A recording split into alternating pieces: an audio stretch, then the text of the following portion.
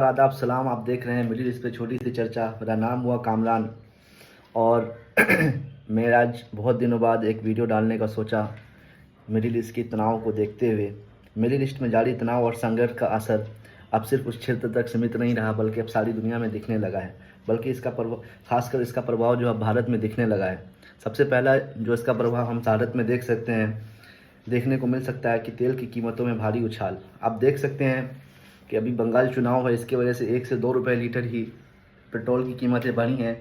लेकिन आप जब अंदाज़ा लगाएंगे, तेल के अलावा जो बहुत महत्वपूर्ण चीज़ है वो गैस, उस पर 60 रुपये एकदम से बढ़ा दी गई थी।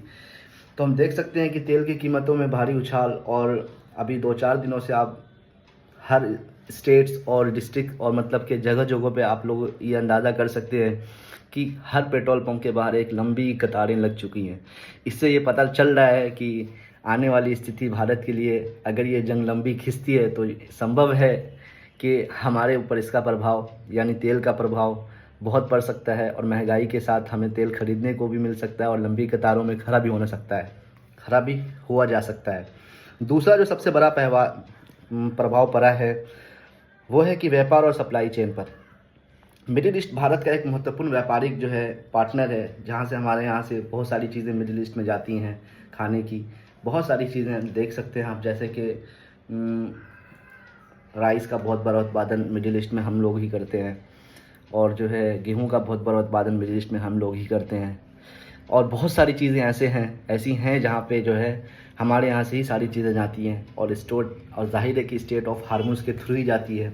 और वो वाला जो है रास्ता अब को पता है कि वो ईरान ने जो है वो क्लोज़ किया हुआ है, और सारे अनभग जो बेचैन बने हुए हैं, क्योंकि ये जो है रास्ता, इससे जो है हमारे यहाँ से बहुत सारी चीज़ें वहाँ जाती है, और वहाँ से जो बहुत सारी चीज़ें जैसे कि पेट्रोल और गैस हुआ, जो बहुत महत्वपूर्ण चीज़ें वहाँ आती हैं।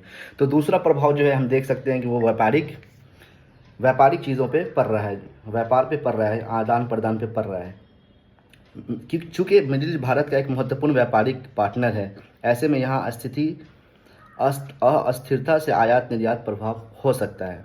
तो ये दो चीज़ें पड़ रही हैं। तीसरी जो महत्वपूर्ण और बहुत अहम चीज़ें हैं, जिसकी वजह से मतलब कि इंडिया के हर एक घरों से एक बंदा जो है किसी न किसी मतलब के पोस्ट पे, किसी मतलब के जगहों पे एक न एक बंदा मिडिल ईस्ट में हमारे यहाँ से काम कर रहा है। उसका सबसे बड़ा प्रभाव है कि तीसरा और सबसे अहम मुद्दा कि भारतीय नागरिकों की सुरक्षा। हज़ारों भारतीय वहाँ काम करते हैं और किसी भी तनावपूर्ण स्थिति में उनकी सुरक्षा भारत सरकार की प्राथमिकता बन जाती है।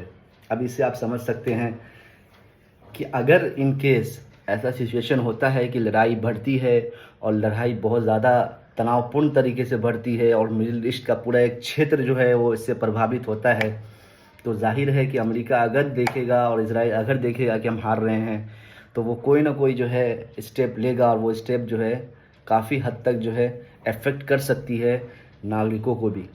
तो ये तीसरा जो है महत्वपूर्ण जो है भारतीय नागरिकों की सुरक्षा एक बहुत महत्वपूर्ण मुद्दा बन सकता है। तो देखें, हम लोग यही एक्सपेक्ट कर रहे हैं कि जल्द से जल्द मामला ख़त्म हो। अमेरिका हार चुका है, जो बचे हुए मुद्दे हैं उसको भी मान के, और जो पॉइंट्स है एक दूसरे में मान के साझा करके बातें ख़त्म हो, ताकि जो नॉर्मल लाइफ, जो नॉर्मल सिटीज़न है, जो नॉर्मल ज़िंदगी गुजारने वाले लोग हैं, middle class, lower middle class वाले लोग, उसको बहुत ज़्यादा इस जंग से जो नुकसान पहुंच रहा है। आए दिन देख सकते हैं हम रोडों पे कि जो है प्रोडक्शन हमारे यहाँ कम हो चुकी है। यूरिया का प्रोडक्शन हमारा बिल्कुल जो है स्टॉप हो चुका है। ऑयल ना आने की वजह से जो है लंबी कतारें लग रही है, गैस की वजह से भी प्रॉब्लम हो रही है हमारे के देशों में।